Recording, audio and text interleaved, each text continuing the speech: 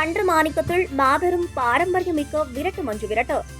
1000க்கும் மேற்பட்ட காளைகள் பங்கேற்பு, ஒருவர் பலி, 70க்கும் மேற்பட்டோர் காயம்.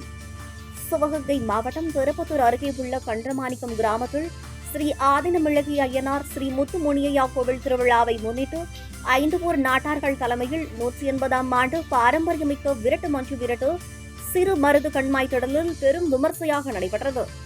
முன்னதாக ஊர் பெரியோர்கள் நகரின் முக்கிய வீதிகள் வழியாக மேலதாளத்துடன் ஆழவட்டத்தோடு கோவிலிலிருந்து புறப்பட்டு மஞ்சு விரட்டு திடல் சென்றடைந்தனர். தொடர்ந்து முதலாவதாக கோவில் காளைகள் அவிழ்த்து விடப்பட்டது. மேலும் மஞ்சு விரட்டு போட்டியில் சிவகங்கை, புதுக்கோட்டை, மதுரை, தேனி, திருச்சி போன்ற பல்வேறு பகுதிகளிலிருந்து 1000க்கும் மேற்பட்ட காளைகள் பங்கேற்றன.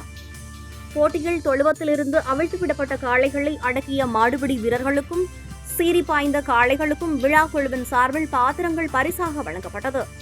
மேலும் கட்டுமாடுகளாக ஆங்காங்கே அவிழ்த்து விடப்பட்ட காளைகள் மூட்டியதில் மடைக்கரைப்பட்டி காந்தி மகன் வெள்ளைச்சாமி வயது 60 மாடு மூட்டியதில் சிகிச்சை பலனின்றி பலியானார். மேலும் காயமடைந்த 70க்கும் மேற்பட்டோருக்கு மருத்துவ குழுவினரால் முதலுதவி சிகிச்சை அளிக்கப்பட்டு மேல் சிகிச்சைக்காக திருப்பத்தூர் அரசு மருத்துவமனைக்கு அனுப்பி வைக்கப்பட்டனர். சுட்டரிக்கும் கடும் வெயிலின் மத்தியில் ஆண்கள், பெண்கள், சிறுவர்கள் என இப்போட்டியினை ஆயிரக்கணக்கானோர் ஆர்வத்துடன் கண்டுகளித்தனர். இவ்விழாவிற்கான ஏற்பாடுகளை 5 ஊர் நாட்டார்கள் சார்பில் சுரேஷ் கருப்பையா அம்பலம் செய்திருந்தார். மேலும் உயர்நீதிமன்றம் உத்தரவிற்கிணங்க அரசு அனுமதியுடன் நடைபெற்ற மஞ்சு விரட்டு என்பதால் காவல்துறை துணை கண்காணிப்பாளர் ஆத்மநாதன் தலைமையில் 100க்கும் மேற்பட்ட காவலர்கள் பாதுகாப்பு பணியில் ஈடுபட்டனர்.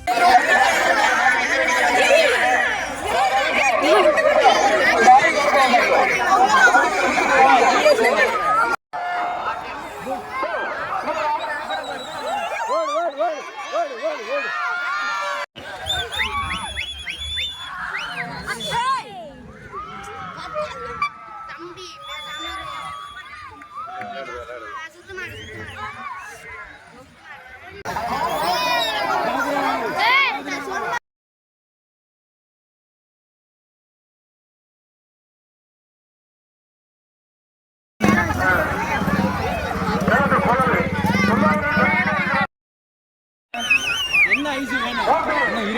என்ன இருக்கு?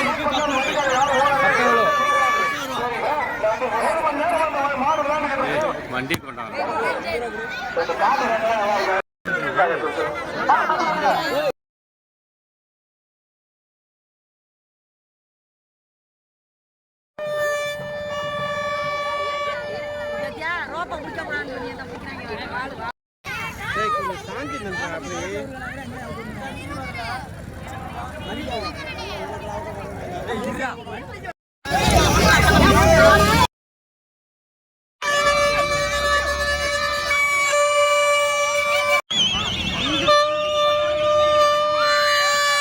இந்த கண்ணு அவுங்கியா இல்லையாப்பா?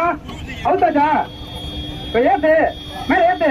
4 பேர் சொன்னா தூக்கி உள்ள ஓட்டுனா பயந்து கிடக்க. 40 பேர் உள்ள இருக்கா? டேய் விளையா டேய். டேய் ஜீப் டிரைவருங்க. இந்த ஏத்துடா டேய். இந்த சன் என்ன காமெடியா? டேய். இந்த சன் டிரைவர் ரசிக்கிறான் பா. டேய் இந்த வண்டி டிரைவர்ப்பா. ஏன் வண்டி போடா.